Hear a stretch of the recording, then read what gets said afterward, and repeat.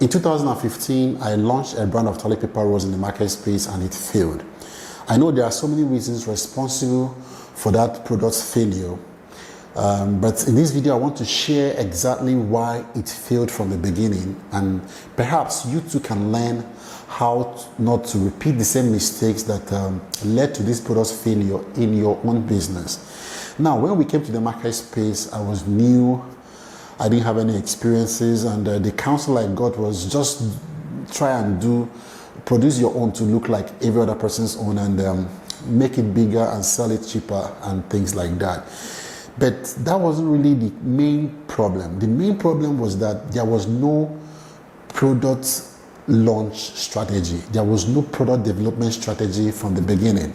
All we did was to be like others. We created a Me Too product in the market space, and that Me Too product didn't have any differentiating factor or any wow reason for people to buy it.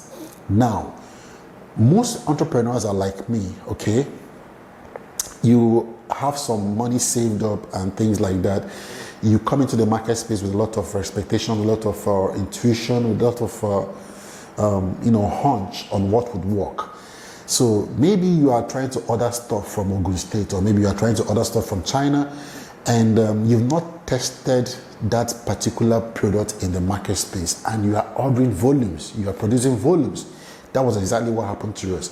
We were producing something that we thought the market needed, and of course the market told us otherwise, and we nearly crashed out. So when we are almost crashing out of the market space, we now did a little bit of a research, and we spotted a gap in the market. And what did we now do?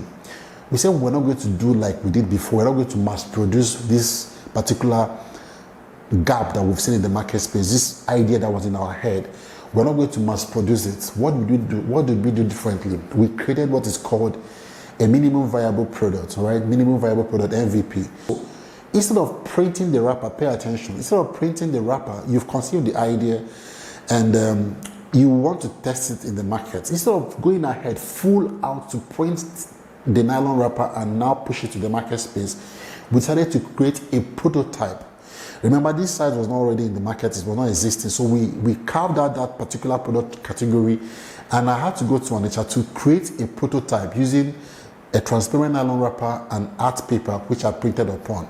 So when I came back to the factory, we now packaged it and pushed it to a small segment of the markets. Remember, I created a prototype, I tested it in a small segment of the market. Now, the feedback that we got from the market now informed us on what to now do eventually with the finished product. So we took the voice of the customer from the market and we developed what they wanted eventually. So now that we've gotten feedback from the market space, we now had reasons to print the nylon wrappers in the right way that it should be, and eventually mass produced and sent it out. Now, this was a sharp contrast to what we did before.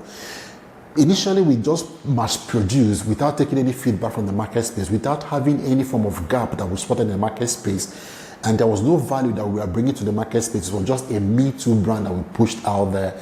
And of course, price will choke it, competition will choke it, and all the market forces will act upon it, because just like the scripture that says that a house that is built on a shallow ground cannot stand the test of time. This was built on nothing.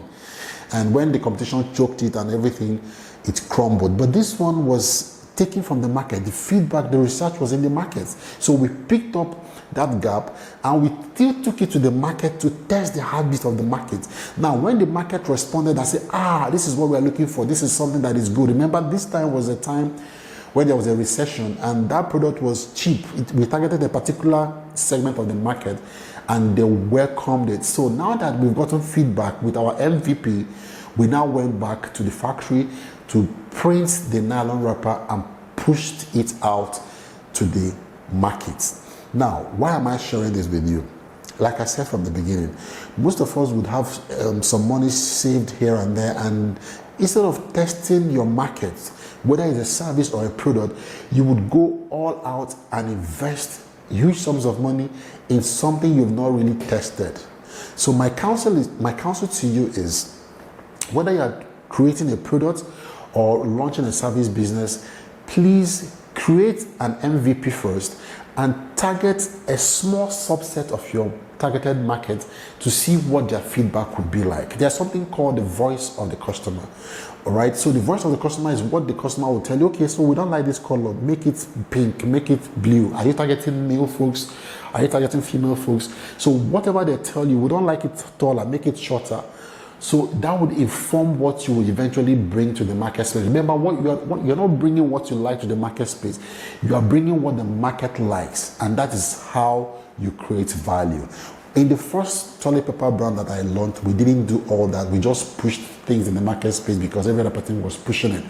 So now we had to create the voice of the customer, and it was accepted. And our brand is actually doing very well now because it was as if we went to the minds of the customers to bring out what they wanted. So if you are new in the market space or you are an aspiring entrepreneur, please don't jump with your two legs into the water first. The murky waters of business are quite treacherous.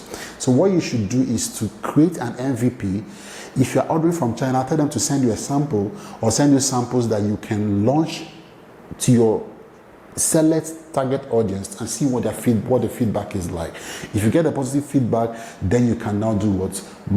You can order it in mass or mass produce it, as the case may be. So this can work for you whether you are creating a course, whether you are creating a product or a digital product and things like that. You can actually create an MVP, the smallest unit of your idea or your product, and test it in a given market to get the feedback. Work with the feedback and eventually relaunch it to the market space. That way you would have created something that people like and want.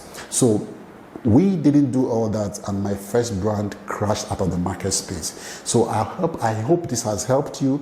If you do what I've asked you to do, you would achieve good results in the market space, because not only did it work for me in the toilet paper business, we also use this same MVP production, or that's the minimum viable product production, to launch our bakery.